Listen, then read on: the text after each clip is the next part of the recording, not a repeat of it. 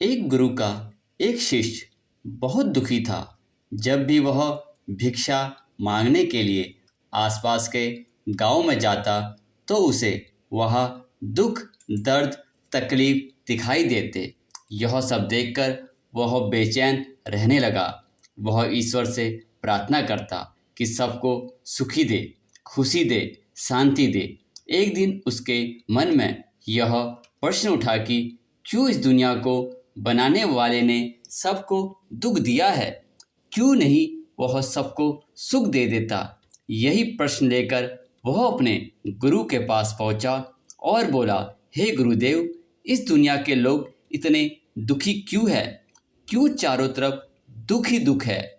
इस दुनिया को बनाने वाला क्यों नहीं इन सबको सुख और खुशियाँ दे देता? मैं बहुत दुखी और बेचैन हूँ। इन सब के दुख देखकर मैं जब आसपास के गांव में भिक्षा मांगने जाता हूँ तो मुझे वहाँ दुख और तकलीफ के अलावा कुछ और दिखाई नहीं देता। हर इंसान किसी न किसी बात से दुखी है, परेशान है, बेचैन है। गुरु ने कहा, इन सबको सुख दिया गया है, लेकिन इन्हें अपना सुख दिखाई ही नहीं देता, तो इसमें कोई क्या कर सकता है? शिष्य ने कहा, गुरुदेव, अगर सुख होता तो सुख दिखाई देगा और अगर दुख होगा तो दुख दिखाई देगा। लोग इतने ना समझ तो नहीं कि सुख होने के बाद भी दुखी होने का प्रयास करेंगे। भला सुख दुख कैसे बन सकता है? दुख होगा तभी तो लोग दुखी और परेशान है। यह सुन गुरु ने एक हल्की सी मुस्कान दी और कहा, मैं जानता हूँ कि तुम एक बहुत अच्छे मूर्तिकार हो।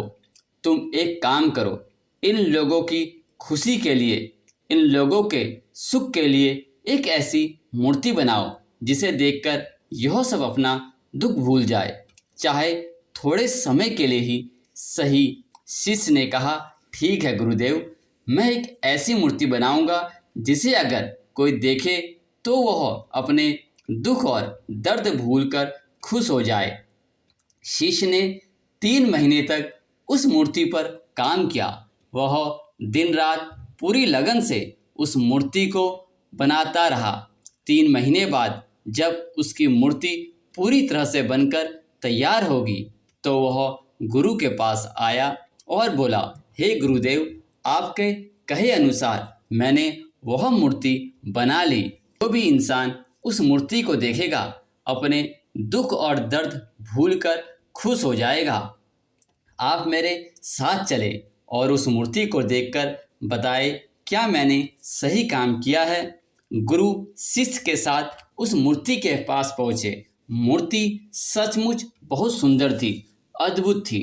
शिष्य ने एक सुंदर लड़की की मूर्ति बनाई थी जो दिव्य दिख रही थी, देवी दिख रही थी। उसकी मुस्कान ऐसी थी कि कोई भी उसमें खो जाता और अपने दुख दर्द भूलकर प्रसन्न हो जाता। गुरु ने कहा, बहुत खूब, बहुत अद्भुत मूर्ति बनाई है। तुमने अवश्य यह लोगों को उनके दुख से बाहर निकालने में उनकी मदद करेगी, परंतु मैं चाहता हूँ कि तुम इस मूर्ति के चेहरे पर कहीं पर भी एक ऐसा निशान बनाओ जो दिखाई न दे। शिष्य ने पूछा, लेकिन क्यों गुरुदेव? गुरु ने कहा, यह मैं तुम्हें बाद में बताऊंगा। शिष्य ने उस मूर्ति की आँख के ऊपर मोह में एक छोटा सा निशान बना दिया जो दिखाई भी नहीं दे रहा था।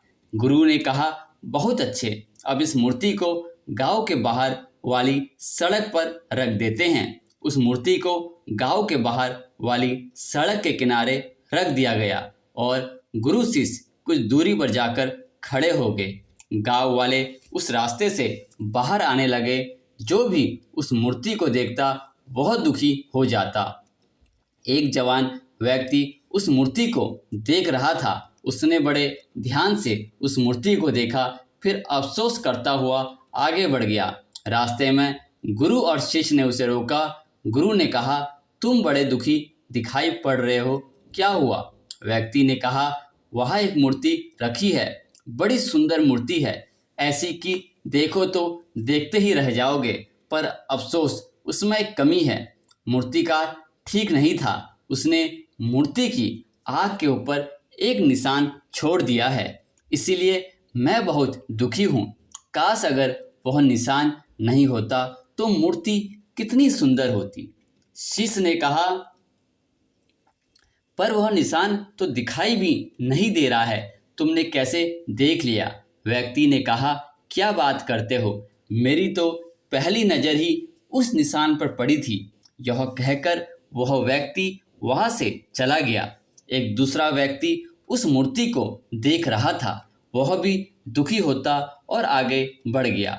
गुरु और शिष्य ने उस व्यक्ति को भी रोका और उनसे पूछा, क्या हुआ, तुम इतने दुखी क्यों लग रहे हो?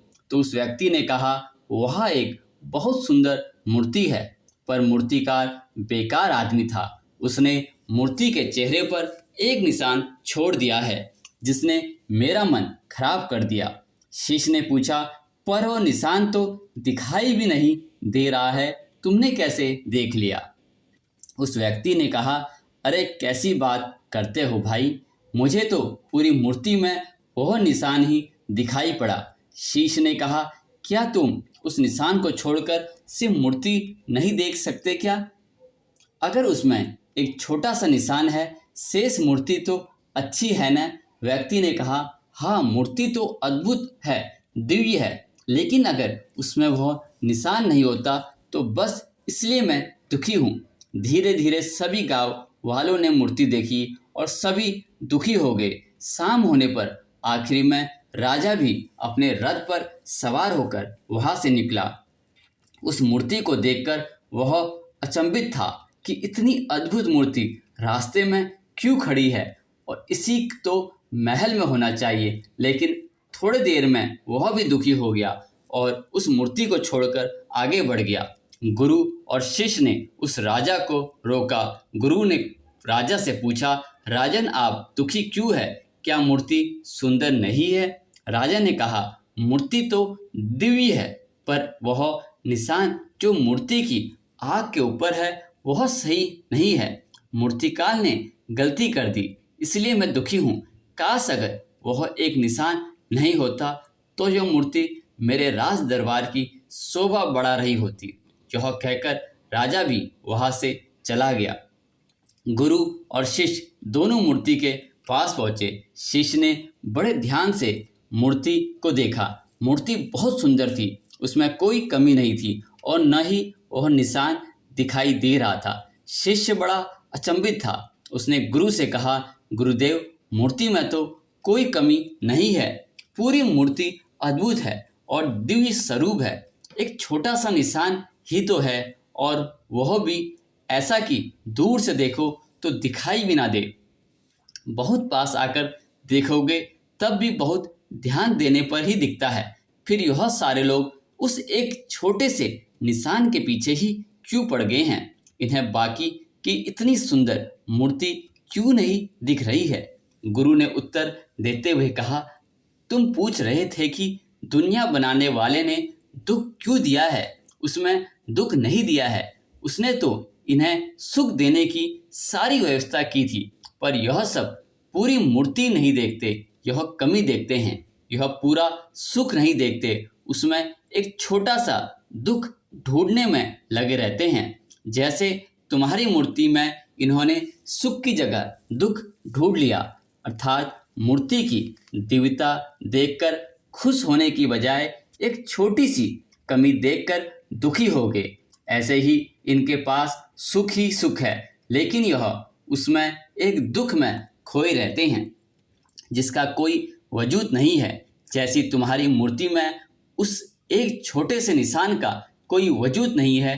शिष्य ने प्रश्न किया, लेकिन यह ऐसा क्यों करते हैं गुरुदेव?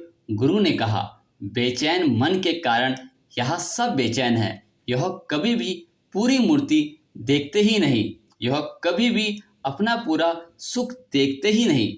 यह देखते हैं एक छोटी सी कमी, यह सुख के बीच दुख देखते हैं। यही पूरी दुनिया विराट सुख को छोड़कर छोटे छोटे दुखों को पकड़कर बैठी रहती है। वही उनकी जिंदगी है और वही उनकी दुनिया है। अगर यह ध्यान से देखें तो बनाने वाले ने हर चीज़ इनके सुख के लिए बनाई है। यह नदियाँ, यह पहाड़, यह हरी भरी प्रकृति, स्वादिष्ट फल और भोजन, रिश्ते नाते, धन संपदा, हर एक चीज़ इनके सुख के लिए बनाई गई है। लेकिन यह हर चीज़ में अपने लिए दुख ढूंढ रहे हैं और दुखी होते हैं। जिस प्रकार इस मूर्ति को बनाने वाले को सभी लोग दोष दे रहे हैं, उसी प्रकार इस दुनिया को बनाने वालों को भी यह लोग दोष देते हैं, जबकि इसमें गलती किसी की नहीं है, मूर्तिकार की या मूर्ति को देखने वालों की। शिष्य ने कहा, गुरुदेव, इन्हें सुख मिले या कोई ऐसी व्यवस्था नहीं हो सकती। गुरु ने कहा, मैंने बताया ना, सुख तो इन्हें पहले ही मिला। इन्हें वह छोटी सी कमी छोड़कर पूरी मूर्ति देखनी होगी, तभी तो इन्हें अपना पूरा सुख दिखाई पड़ेगा। शिष्य ने कहा, और इसके लिए क्या करना होगा? गुरुदेव, आपने ध्यान को छोटी सी कमी से हटाकर पूरी मूर्ति पर लगाना होगा, और यह तभी संभव होगा जब वह बेचैन मन से छुटकारा पाने की कोशिश करे, अपनी समझ को बढ़ाए, ध्यान करे। ध्यान से मन की बेचैनी कम होती है और शांति आती है, और एक शांत मन की पूरी मूर्ति देख सकता है। एक छोटी सी कमी नहीं, केवल बेचैन मन की कमियों को ढूंढता है और दुखी रहता है। शिष्य ने कहा, मैं आपकी बात समझ गया गुरुदेव।